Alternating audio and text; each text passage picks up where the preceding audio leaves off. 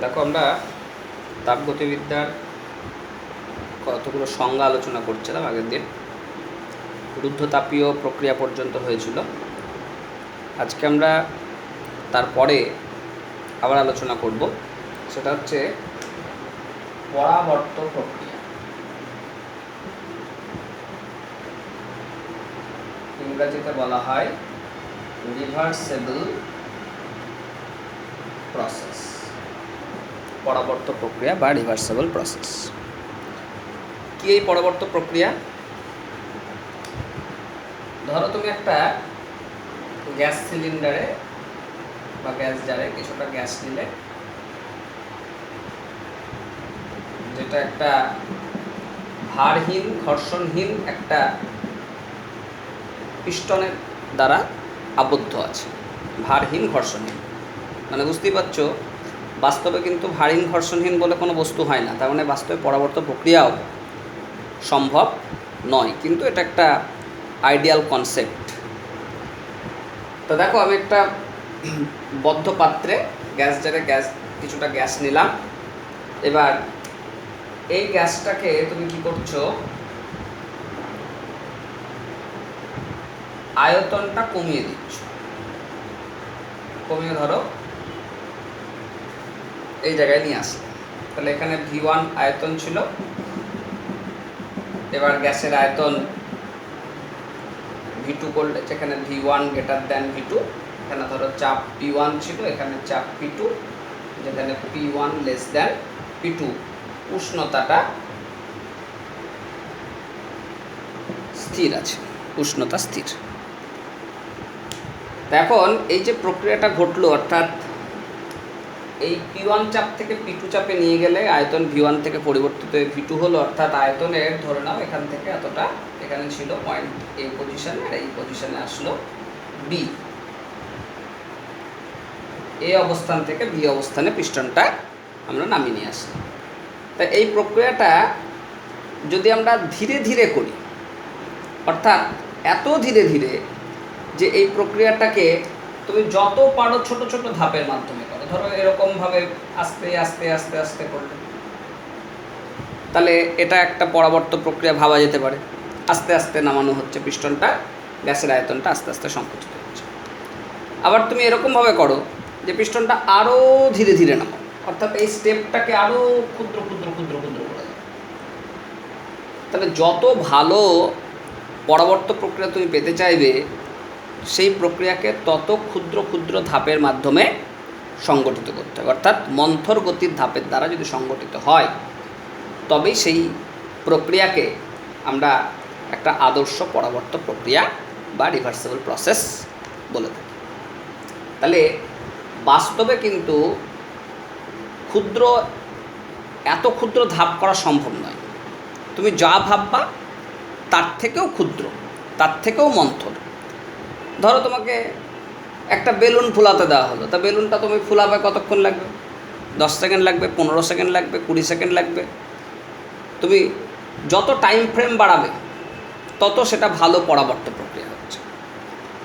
তাহলে সেই বেলুনটা তুমি যদি 1 বছর ধরে ফোলাও, তাহলে সেটা ওই আগেরগুলোর থেকে ভালো পরাবর্ত প্রক্রিয়া। সেই বেলুনটা যদি তুমি 10 বছর ধরে ফুলাও, তাহলে সেটা আরও ভালো পরাবর্ত প্রক্রিয়া। তাহলে বাস্তবে পরাবর্ত প্রক্রিয়া, আদর্শ পরাবর্ত প্রক্রিয়া বলে কোনো বস্তু হয় না, কোনো বিষয় না। এটা একটা আইডিয়াল কনসেপ্ট, একটা ভাবনা, কিন্তু বাস্তবে পরাবর্ত প্রক্রিয়া বলে কোনো তোমার স্টেপ নাই। তাহলে পরাবর্ত প্রক্রিয়া বা রিভার্সেবল প্রসেস বলতে বুঝবো যে প্রক্রিয়া অসংখ্য ক্ষুদ্র ক্ষুদ্র ধাপে সংগঠিত হবে এবং যে প্রক্রিয়ায় প্রত্যেকটা ধাপে তাপগতীয় সাম্যাবস্থাগুলো অক্ষুণ্ণ থাকবে। আর যদি তুমি এই ওপর থেকে নিচে নামানোর সময় যতটা ওয়ার্ক ডান করছো, যদি আবার এখান থেকে এটাকে ফিরিয়ে নিয়ে যাও, যতটা ওয়ার্ক ডান করেছিলে ঠিক ততটা পরিমাণেই ওয়ার্ক ডান বা কার্য তুমি ফেরত পাচ্ছ, তখন সেই প্রক্রিয়াকে পরাবর্ত প্রক্রিয়া বলবো, যেটা বাস্তবে সম্ভব নয়। তাহলে রিভার্সেবল প্রসেস বা পরাবর্ত প্রক্রিয়া বলতে আমরা বুঝছি those process in which there are many small steps are occurred infinite number of small steps are occurred, and in each step thermodynamical equilibrium maintained, and when the process is goes to the backward direction, the same amount of work done which is done before we can get from those steps, then that type of process is called reversible process. That means reversible process is not an practically happen, it is an ideal concept, এটা একটা ধারণা মাত্র, এটা কিন্তু বাস্তবে পরাবর্ত প্রক্রিয়া সম্ভব নয়। তাহলে আমরা যদি পরাবর্ত প্রক্রিয়া তার একটা সংজ্ঞা লিখতে চাই, তাহলে বলবো কি, যে প্রক্রিয়া অসংখ্য ক্ষুদ্র ক্ষুদ্র ধাপে সংগঠিত হবে এবং যে প্রক্রিয়ার প্রতিটি ধাপে তাপগতীয় সাম্যাবস্থা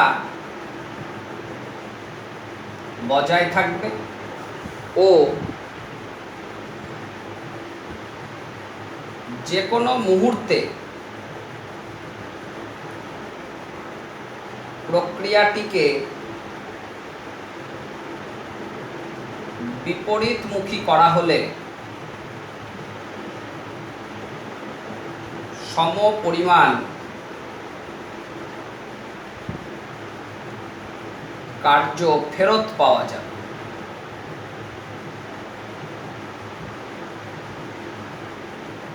তাকে পরাবর্ত প্রক্রিয়া বা রিভার্সেবল প্রসেস আমরা বলব।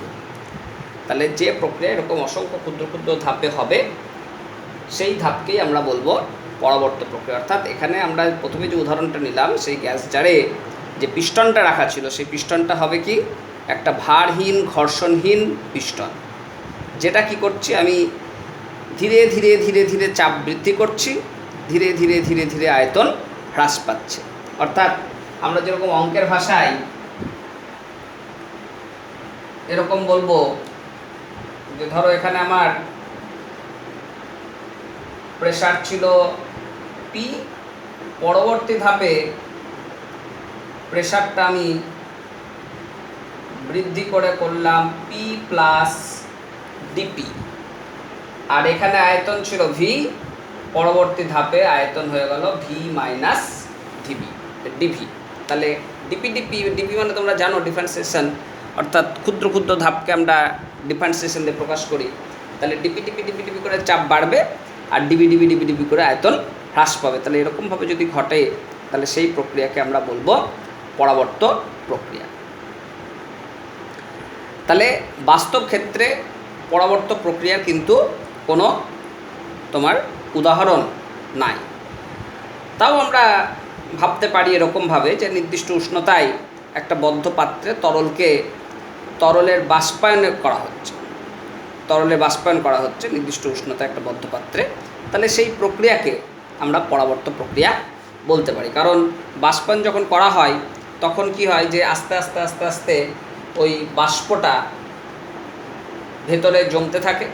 তাহলে ভেতরে যত বাষ্প জমবে তত কী হবে, চাপ বাড়বে ডিপি ডিপি করে, আর আয়তন তোমার আস্তে আস্তে কী হবে, হ্রাস পেয়ে যাবে। তাহলে যদি আমাদের উষ্ণতা ভুল হয়ে গেল, যদি আমার বাষ্পায়ন করি তাহলে কী হবে, উষ্ণতা যেমন আস্তে আস্তে বাড়বে, ভেতরে গ্যাস কিন্তু বাড়বে, জলীয় বাষ্পে পরিণত হবে, অর্থাৎ ক্ষুদ্র ক্ষুদ্র করে চাপ বৃদ্ধি পাবে।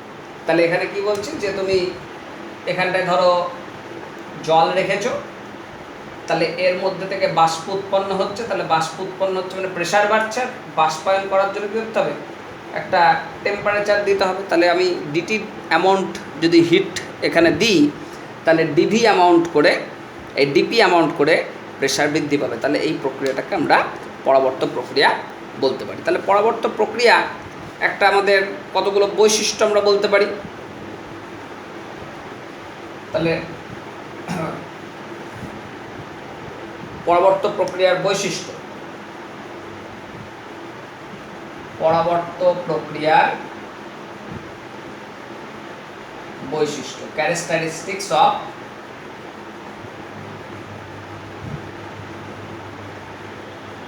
Reversible process. তাহলে কি বলা যেতে পারে, যে এই প্রক্রিয়াটা সম্পন্ন হওয়ার জন্য অসীম সময়ের একটা প্রয়োজন। এই প্রক্রিয়া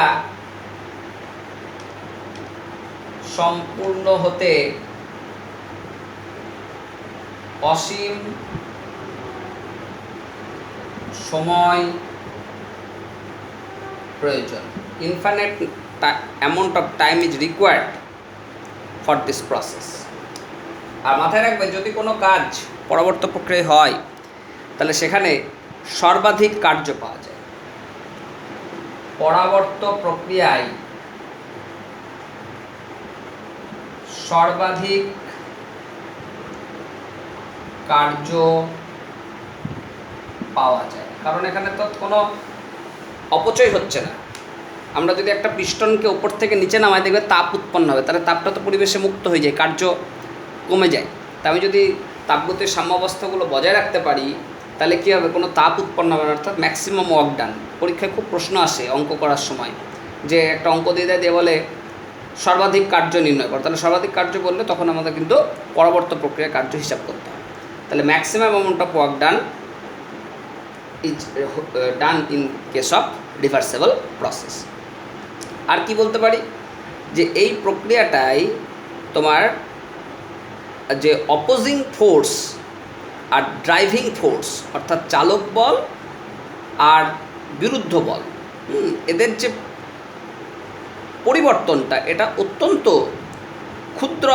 ক্ষুদ্রাতি ক্ষুদ্র পরিমাণে হবে। Very small change among driving force and opposing force, অর্থাৎ এই প্রক্রিয়ায় চালক বল এবং বিরুদ্ধ বলের মানের খুবই ক্ষুদ্রাতি ক্ষুদ্র পরিবর্তন হয়। আর এই ঘটনাগুলো যদি আমরা দেখতে পাই তখন সেই প্রক্রিয়াকে আমরা বলবো পরাবর্ত প্রক্রিয়া। তাহলে 3 নম্বর বৈশিষ্ট্য আমরা বলছি, পরাবর্ত প্রক্রিয়ায় চালক বল, ইংরেজিতে বলে ড্রাইভিং ফোর্স, ও চালক বল এবং বিরুদ্ধ বল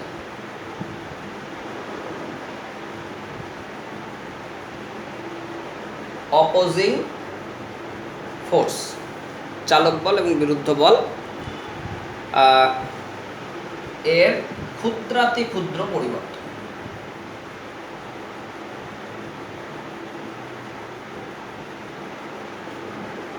তাহলে এই বৈশিষ্ট্যগুলো যদি দেখি তাহলে সেই প্রক্রিয়াকে আমরা বলবো পরাবর্ত প্রক্রিয়া। এবার পরাবর্ত বুঝতে পারলে তোমরা ইরিভার্সিবল প্রসেস বা অপরিবর্ত প্রক্রিয়াটা খুব সহজেই বুঝতে পারবে। অপরাবর্ত প্রক্রিয়া ইংরেজিতে বলা হচ্ছে ইরিভার্সিবল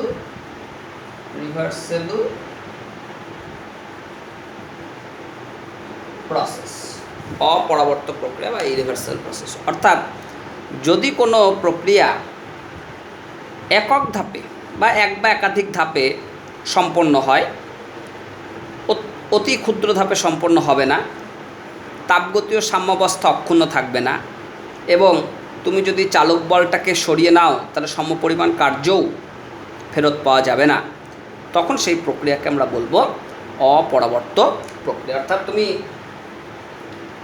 গ্যাস জারে একটা গ্যাস রেখেছো, V1 আয়তনের P1 চাপে, তুমি হঠাৎ করে চাপ বাড়িয়ে দিলে, P2 করে দিলে, আয়তন V2 হয়ে গেল, P1 লেস দ্যান P2 আর V1 গ্রেটার দ্যান V2। তাহলে এরকমভাবে যদি করো, হঠাৎ যদি করো, একক ধাপে করো, এক বা একাধিক ধাপে করো, তাহলে এই প্রক্রিয়াকে আমরা বলবো অপরাবর্ত প্রক্রিয়া। তাহলে অপরাবর্ত প্রক্রিয়া একটা নির্দিষ্ট সময়ের মধ্যে ঘটবে। এই প্রক্রিয়া একক ধাপে ঘটবে, এক বা একাধিক ধাপে ঘটবে।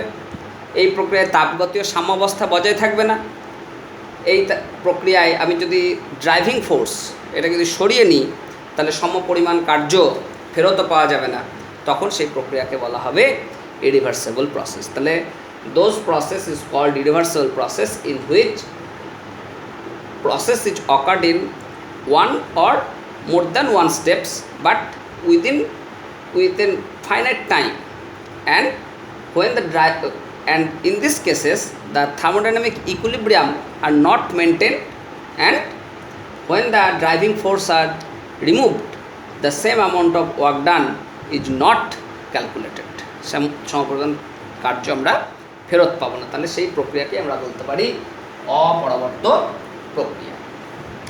তাহলে যে প্রক্রিয়া এক বা একাধিক ধাপে নির্দিষ্ট সময়ের মধ্যে সংগঠিত হবে ও নির্দিষ্ট সময়ের মধ্যে সংগঠিত হবে ও যে কোনো ধাপে তাপগতীয়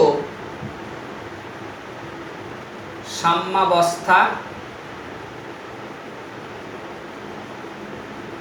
বজায় থাকবে না, যে কোনো মুহূর্তে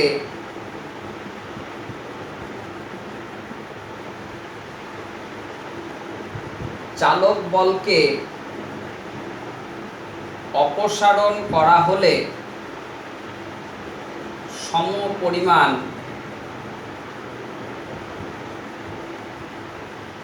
কার্য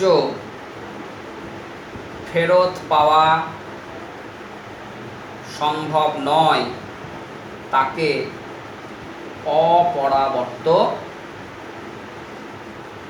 প্রক্রিয়া বলা হয়। তাকে আমরা বলবো অপরাবর্ত প্রক্রিয়া। তাহলে এই প্রক্রিয়ায় তোমরা কতগুলো বৈশিষ্ট্য দেখতে পাবে। এখানে কি যে প্রক্রিয়াটা একটা নির্দিষ্ট সময়ে ঘটবে, প্রক্রিয়াটায় তাপগতীয় সাম্যাবস্থাগুলো বজায় থাকছে না, এই প্রক্রিয়াটায় যে চালক বল এবং বিরুদ্ধ বল এদের মধ্যে একটা পার্থক্য বেশি থাকবে। ওখানে গিয়েছিল পার্থক্য খুবই কম থাকছিল, এখানে পার্থক্য বেশি হবে। আর এই প্রক্রিয়ায় যে কৃতকার্য তা কিন্তু সর্বাধিক কার্য নয়, অপরাবর্ত প্রক্রিয়ায় কার্যের অপচয় হয়, কার্যের অপচয়। এবং প্রকৃতিতে আমাদের যত প্রক্রিয়া ঘটে সবই কিন্তু অপরাবর্ত প্রক্রিয়ার মাধ্যমেই ঘটে, পরাবর্ত প্রক্রিয়ার কোনো উদাহরণ নাই।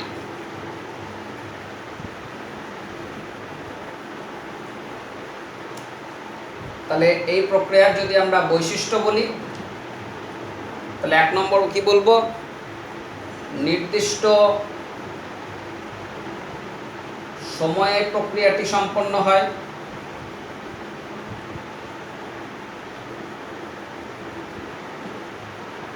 2 নম্বর কি বলবো, প্রক্রিয়াটি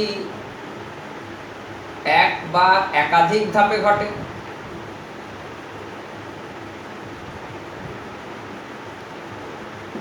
3 নম্বর কি বলবো, প্রক্রিয়াটি সংগঠিত হওয়ার সময় চালক বল ও বিরুদ্ধ বলের মধ্যে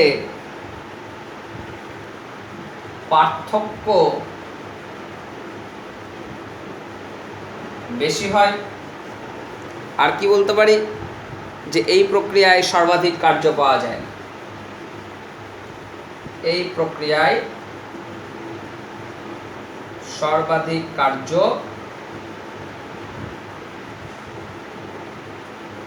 পাওয়া সম্ভব নয়। তাহলে এই ধাপগুলো যদি মনে রাখতে পারো তাহলেই কিন্তু তোমার পরাবর্ত এবং অপরাবর্ত প্রক্রিয়ার বৈশিষ্ট্য এবং পার্থক্য লিখতে পারবে। তাহলে আমরা কি কি পার্থক্যমূলক বৈশিষ্ট্য পাচ্ছি? তোমার এই প্রক্রিয়াগুলোর ক্ষেত্রে দেখা যাচ্ছে কি পরাবর্ত প্রক্রিয়ায় অসংখ্য ক্ষুদ্র ধাপে ঘটবে, অসংখ্য ধীর গতিতে অসম্ভব ধীর গতিতে হবে এবং অসীম সময়ের প্রয়োজন হবে। কিন্তু অপরাবর্ত প্রক্রিয়া নির্দিষ্ট সময়ে ঘটবে, এক বা একাধিক ধাপে ঘটবে এবং দ্রুত গতিতে ঘটবে। তারপর আমরা কি দেখলাম যে পরাবর্ত প্রক্রিয়ায় তাপগতীয় সাম্যাবস্থা প্রত্যেকটা ধাপে অক্ষুণ্ণ থাকে। অপরাবর্ত প্রক্রিয়ায় তাপগতীয় সাম্যাবস্থা অক্ষুণ্ণ থাকবে না। পরবর্তী প্রক্রিয়া কি দেখলাম যে বাইরে থেকে যদি চালক বলকে অপসারণ করা হয় তাহলে যতটা পরিমাণ কার্য সম্পন্ন হয়েছিল ঠিক ততটা পরিমাণই কার্য ফেরত পাওয়া যায়, কিন্তু অপরাবর্ত প্রক্রিয়ায় তা সম্ভব নয়। আর কি বলতে পারো যে পরাবর্ত প্রক্রিয়ায় যে প্রাপ্ত কার্য সেটা হচ্ছে সর্বাধিক, আর অপরাবর্ত প্রক্রিয়ায় প্রাপ্ত কার্যের মান সর্বাধিক নয়। আর কি পরবর্ত প্রক্রিয়ার ক্ষেত্রে চালক বল এবং বিরুদ্ধ বলের মধ্যে যে পার্থক্য সেটা খুব কম, আর তোমার এখানে চালক বল এবং বিরুদ্ধ বলের মধ্যে বলের মানের মধ্যে পার্থক্য বেশি থাকবে আমরা যদি অপরাবর্ত প্রক্রিয়ার কথা বলি। তাহলে আমরা পরাবর্ত অপরাবর্ত প্রক্রিয়া কাকে বলে, তার বৈশিষ্ট্য এবং পার্থক্য আলোচনা করলাম। খুবই গুরুত্বপূর্ণ অংশ, কারণ এখান থেকে থিওরিও আসতে পারে, আবার এখান থেকে আমাদের প্রবলেমও আসতে পারে। প্রবলেমের জন্য ফর্মুলা আমরা শিখব, যখন ফর্মুলায় আসবো তখন অঙ্কও করব। নেক্সট দেখো, আমরা গতদিন দুটো বিষয় আলোচনা করেছিলাম, সমষ্ণ পরিবর্তন আর রুদ্ধ তাপীয় পরিবর্তন। তাই এদের মধ্যেও আমাদের কিছু পার্থক্যমূলক আলোচনা করা যায়। সমষ্ণ পরিবর্তন বা সমষ্ণ প্রক্রিয়া, সমষ্ণ প্রক্রিয়া, আর এধারে দিচ্ছি রুদ্ধ তাপীয় প্রক্রিয়া। তাহলে সমষ্ণ প্রক্রিয়ার মাথায় রাখবে যে সিস্টেম এবং পরিবেশের মধ্যে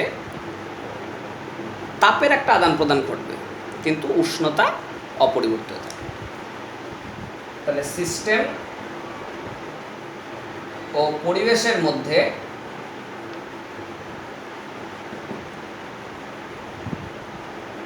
তাপের আদান প্রদান ঘটে কিন্তু উষ্ণতা অপরিবর্তিত থাকে। In case of isothermal process, there is a change of heat between system and surroundings, but there is no change of the temperature. আর রুদ্ধতাপীয় প্রক্রিয়ার ক্ষেত্রে in adiabatic process, there is no change of heat between system and surroundings, but temperature can be changed. অর্থাৎ পরিবেশ এবং সিস্টেমের মধ্যে তাপের কোনো আদান প্রদান ঘটে না, কিন্তু সিস্টেমের উষ্ণতার পরিবর্তন ঘটতে পারে। তাহলে সিস্টেম ও পরিবেশের মধ্যে কোনো তাপের আদান প্রদান ঘটে না, তবে উষ্ণতার পরিবর্তন ঘটতে পারে।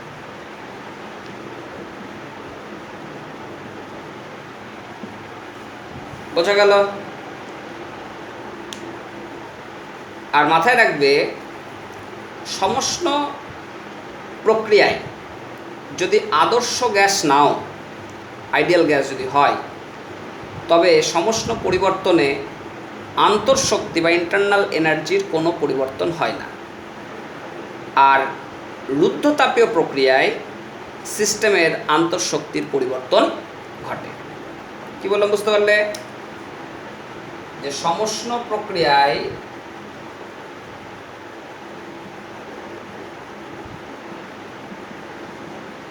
আদর্শ গ্যাসের আন্তঃশক্তির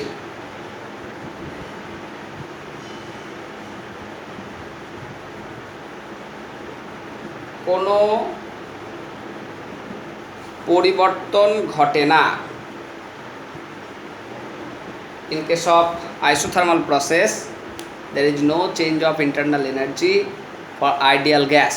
আদর্শ গ্যাসের আন্তঃশক্তির কোনো পরিবর্তন ঘটে না। আর এখানে লিখব কি, রুদ্ধ তাপীয় প্রক্রিয়ায়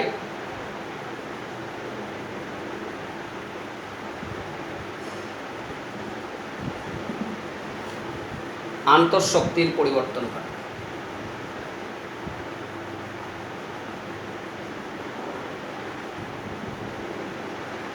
কেন ঘটে আমরা বলবো এরকম যে আমি তো বাইরে থেকে তাপ দিচ্ছি না, তাহলে যদি সিস্টেমটাই গ্যাসটা ধরো প্রসারিত হলো, তাহলে গ্যাস যদি প্রসারিত হয় তাহলে কাজ করার জন্য শক্তি কোথা থেকে পাচ্ছে? তখন পদার্থের আভ্যন্তরীণ, পদার্থের ভিতরে যে শক্তি আছে সেই শক্তিটাই তোমার কার্যে রূপান্তরিত হতে, যার ফলে দেখা যায় যে পদার্থের আভ্যন্তরীণ শক্তির একটা পরিবর্তন ঘটে।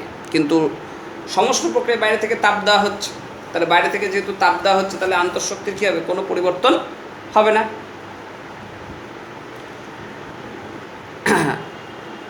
আর আর কি পার্থক্য বলা যায়? আর একটা কার্যের রাশিমালা দিয়ে পার্থক্য আছে, সেটা হচ্ছে সমস্ত প্রক্রিয়ার ক্ষেত্রে কার্য সমান আমরা লিখি পিভি, আর রুদ্ধ তাপীয় প্রক্রিয়ার ক্ষেত্রে কার্য সমান লেখা হয় PV to the power gamma, যেখানে গামাকে বলা হচ্ছে সিপি বাই সিভি। এই সিপি সিভি আমরা চ্যাপ্টারের শেষের দিকে আলোচনা করব। সিপি মানে হচ্ছে স্থির চাপে আপেক্ষিক তাপ, কোনো বস্তু স্থির চাপে আপেক্ষিক তাপ। আপেক্ষিক তাপ তোমরা জানো যে একক ভরের বস্তুর উষ্ণতা 1 একক বৃদ্ধি করতে যে তাপের প্রয়োজন হয় তাকে তার আপেক্ষিক তাপ বলে। তাহলে সিপি মানে হচ্ছে স্থির চাপে আপেক্ষিক তাপ, আর সিভি মানে হচ্ছে স্থির আয়তনে আপেক্ষিক তাপ। তাহলে কথাটা একটু লিখে রাখি।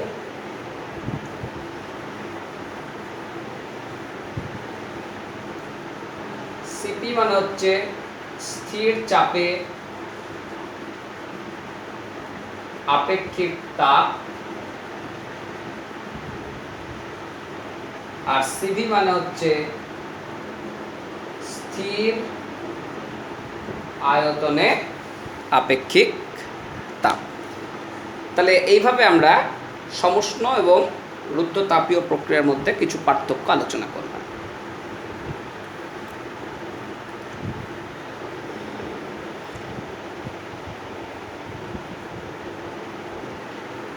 এবার দেখো, আমরা বেশ কয়েকদিন থেকে একটা টার্ম পড়ছি যে আন্তঃশক্তি।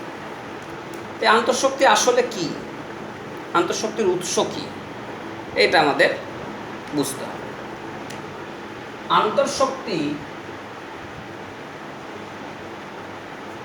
আন্তঃশক্তি যেটাকে আমরা ডিনোট করছি ইউ অথবা ই দিয়ে। আন্তঃশক্তি বলতে বোঝায় যে কোনো একটা সিস্টেম, ধরো তোমার কাছে একটা পেন আছে, তাহলে পেন একটা সিস্টেম। তো এই সিস্টেমটা তার যে অস্তিত্ব, তার যে অবস্থান, এর জন্য তার মধ্যে কিছুটা পরিমাণ শক্তি আছে,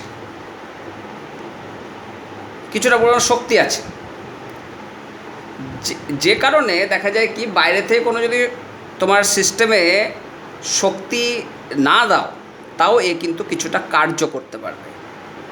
অর্থাৎ এখান থেকে কিছু তাপ বা শক্তি তুমি উৎপন্ন করতে পারবে। যেমন ধরো এটাকে তুমি যদি আগুনে পোড়াও তাহলে এখান থেকে তাপ তৈরি হয়ে যাবে। তার মানে কি, এর মধ্যেই, এই পেনের, প্লাস্টিকের পেনটার মধ্যেই কিছুটা পরিমাণ কি আছে? শক্তি নিহিত আছে। তাহলে এই শক্তিকেই বলা হয় ইন্টারনাল এনার্জি বা আন্তঃশক্তি। প্রত্যেকটা পদার্থের মধ্যে, একটা ইট, কাঠ, মানুষ, পশু পাখি যাই বলো, প্রত্যেকটা পদার্থের মধ্যেই একটা নিজের অস্তিত্বের জন্য, নিজের অবস্থানের জন্য সে কিছুটা পরিমাণ শক্তি বহন করছে। অর্থাৎ বাইরে থেকে কোনো রকম বাহ্যিক যদি বল প্রয়োগ না করো তাও কিন্তু এটা তোমার কার্য করতে সক্ষম হবে। বাহ্যিক কোনো তোমার যদি বাইরে থেকে বল প্রয়োগ নাও করা হয় তাও কিন্তু কার্য করতে সক্ষম হবে। তখন এই পদার্থের অভ্যন্তরে নিহিত এই শক্তিটাকেই বলা হচ্ছে আন্তঃশক্তি। তাহলে আন্তঃশক্তি বা ইন্টারনাল এনার্জি বলতে বুঝছি যে প্রতিটি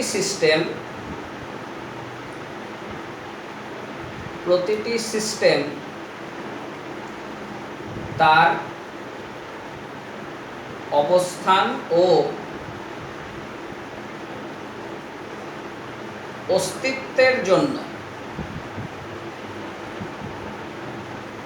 কিছুটা পরিমাণ শক্তি বহন করে, যে কারণে বাইরে থেকে কোনো কার্য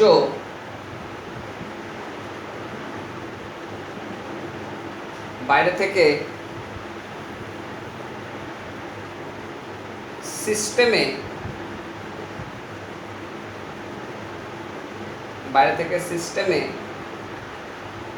কোনো শক্তি প্রয়োগ না করলেও, শক্তি সরবরাহ না হলেও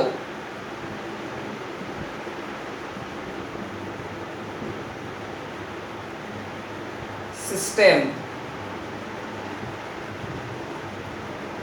কার্য করতে সমর্থ হয়, তাকেই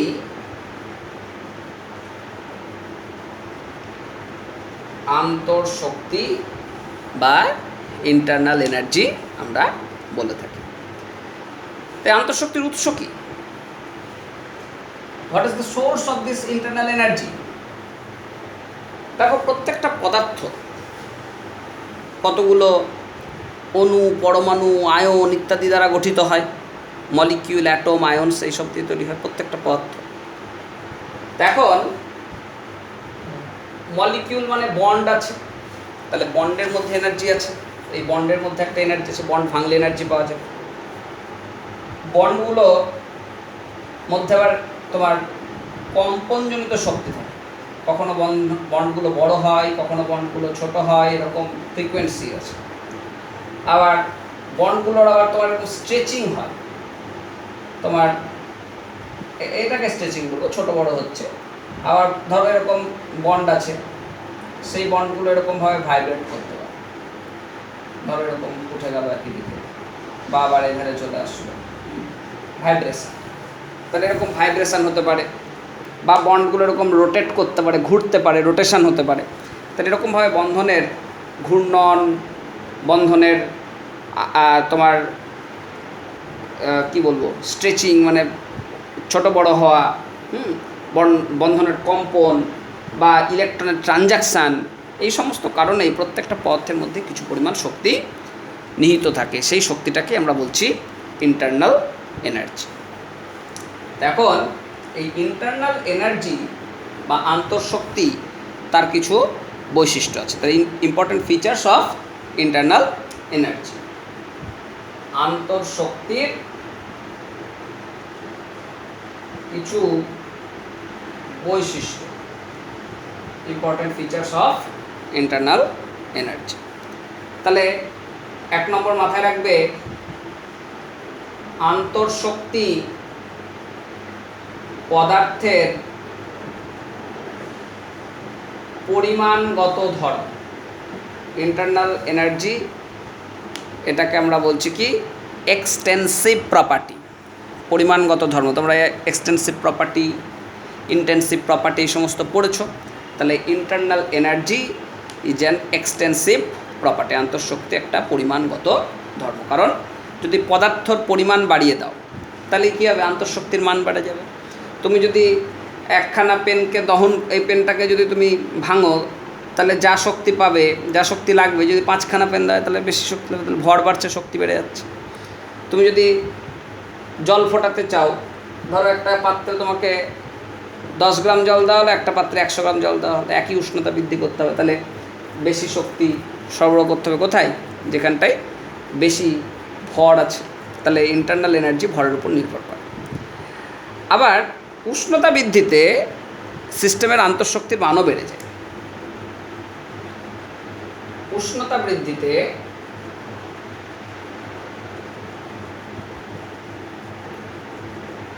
সিস্টেমের আন্তঃশক্তির মান বৃদ্ধি পায়। With increasing temperature the internal energy of a system increases. যদি তুমি ধরো 100 গ্রাম জল নিলে, কোনো জলের উষ্ণতা 50 ডিগ্রি সেলসিয়াস, কোনো জলের উষ্ণতা ধরো 90 ডিগ্রি সেলসিয়াস, তাহলে কোনটায় বেশি তাপ আছে? অবশ্যই যেটাই বেশি টেম্পারেচার আছে। যদি পদার্থের প্রকৃতি একই থাকে, পদার্থের উষ্ণতা যদি পার্থক্য করা হয়, পদার্থের ভর যদি পদার্থের যদি প্রকৃতি একই থাকে এবং পদার্থের ভর যদি একই থাকে, তাহলে উষ্ণতা যেখানে বাড়বে সেখানে কী হবে? তাপ বেশি থাকবে। তার মানে কি ইন্টারনাল এনার্জি বাড়ছে। তাহলে আমরা বলতে পারি ইন্টারনাল এনার্জি এটা depends upon temperature. Internal energy of A substance depends upon temperature. উষ্ণতা বাড়ার সঙ্গে সঙ্গে আন্তঃশক্তির মান বৃদ্ধি পাবে। আবার কি বলতে পারো? আন্তঃশক্তি, internal energy is a state function. আন্তঃশক্তি একটা অবস্থার অপেক্ষক। আন্তঃশক্তি একটি অবস্থার অপেক্ষক। আন্তঃশক্তি যে স্টেট ফাংশন। অবস্থার অপেক্ষক মানে কি বলেছিলাম? যে প্রক্রিয়াটাই যে মানের পরিবর্তন হচ্ছে, প্রাথমিক অবস্থা এবং অন্তিম অবস্থার মানের যে পরিবর্তন, সেটা পথের উপর নির্ভর করছে না। যে পথেই ঘটাও না কেন পরিবর্তনের মানটা একই থাকবে।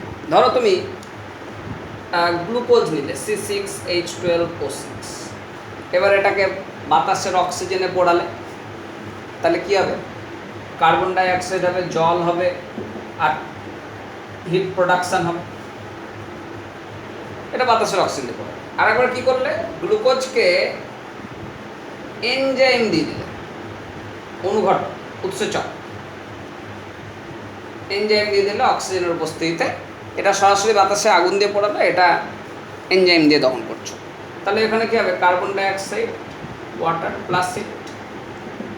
তাহলে এখানে দেখা যাবে যে হিট প্রোডাকশানটা, যে হিট উৎপন্ন হচ্ছে, সেই তাপের পরিমাণটা কিন্তু তোমার একই থাকছে।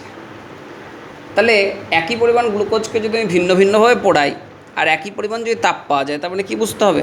যে আন্তঃশক্তি আসলে একটা অবস্থার অপেক্ষক। কোন পথে পরিবর্তন হচ্ছে, অর্থাৎ তুমি সরাসরি বাতাসে পোড়াচ্ছ না এনজাইম দিয়ে পোড়াচ্ছ, তার উপর নির্ভরশীল নয়। নির্ভর করছে কিসের উপরে? প্রক্রিয়াটার উপরে, অর্থাৎ দহনটার উপর। দহন যে প্রক্রিয়াটা, কম্বাসন যেটা হচ্ছে, সেই কম্বাসনের উপর নির্ভর করছে। তার জন্য এটাকে আমরা বলবো কি? এটা একটা অবস্থার অপেক্ষক বা স্টেট ফাংশন। তাহলে কোনো একটা সিস্টেমের, ধরি কোনো সিস্টেমের প্রারম্ভিক আন্তঃশক্তি U1 ও অন্তিম আন্তঃশক্তি U2, তাহলে change of internal energy U2 minus U1, delta U সমান U2 মাইনাস U1। এবার মাথায় রাখবে, যদি এই ডেল্টা ইউ এর ভ্যালু নেগেটিভ হয়, ডেল্টা ইউ এই ভ্যালুটা যদি নেগেটিভ চলে আসে কোনো একটা পরিবর্তনের ক্ষেত্রে, কোনো একটা রাসায়নিক বিক্রিয়ার ক্ষেত্রে, তাহলে সেই পরিবর্তনটাকে আমরা বলি তাপদায়ী পরিবর্তন। তাহলে পরিবর্তনটি তাপদায়ী, দ্যাট মিনস এক্সোথার্মিক প্রসেস। তাহলে in which cases delta U becomes negative value, it will be exothermic process. And when delta U becomes positive, যদি ডেল্টা এর ভ্যালু ধনাত্মক হয়, তাহলে পরিবর্তনটি হবে তাপগ্রাহী। When delta U becomes positive, then that process is called endothermic process.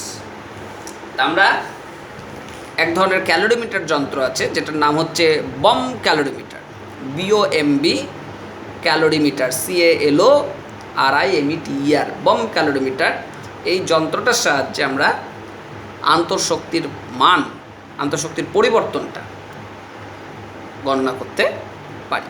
Absolute আন্তঃশক্তি R absolute you, এটা এই ক্যালোরিমিটারের সাহায্যে মাপা যায় না। আমরা পরিবর্তনটা, চেঞ্জ অফ ইন্টারনাল এনার্জি, এটাকে পরিমাপ করতে পারি। বুঝতে পারলে? আর একটা গুরুত্বপূর্ণ কথা মাথায় রাখবে, আদর্শ গ্যাসের আন্তঃশক্তির মান কেবলমাত্র উষ্ণতার উপরেই নির্ভর করে। আদর্শ গ্যাসের ক্ষেত্রে আমরা কী ভাবি যে গ্যাসের অণুগুলোর মধ্যে কোনো রকম আকর্ষণ নাই, গ্যাসের অণুগুলোর কোনো ভর নাই ইত্যাদি। তার জন্য মাথায় রাখবে আদর্শ গ্যাসের আন্তঃশক্তির মান কেবলমাত্র উষ্ণতার উপর নির্ভর করে। The internal energy of an ideal gas only depends on the absolute temperature. পরম স্কেলে যে উষ্ণতা, তার মানের উপরেই নির্ভর করে। তাহলে আদর্শ গ্যাসের আন্তঃশক্তির মান গ্যাসের উষ্ণতার ওপর নির্ভর করে। তাহলে গ্যাসের উষ্ণতার উপর নির্ভর করবে, গ্যাসের ভর, আদর্শ গ্যাসের ক্ষেত্রে বলছে, ideal gas, not for real gas. For ideal gas the internal energy depends upon the temperature of that particular gas. কখনোই এটা বাস্তব গ্যাসের ক্ষেত্রে নয়। আদর্শ গ্যাসের ক্ষেত্রে আমরা কীভাবে, গ্যাসের কোনো ভর নাই, গ্যাসের কোনো আকর্ষণ বল কাজ করে না, তার জন্য আদর্শ গ্যাসের ক্ষেত্রে আন্তঃশক্তির মানটা আমরা বলছি যে গ্যাসের উষ্ণতার উপর নির্ভর করছে। যাই হোক, তোমরা এই পর্যন্ত দেখে নেবে, বাড়িতে পড়বে। পরবর্তী ক্লাসে আমরা এই পরাবর্ত অপরবর্ত প্রক্রিয়ার যে গাণিতিক রূপ আছে সেগুলো পড়ব এবং সেখান থেকে অঙ্ক করব।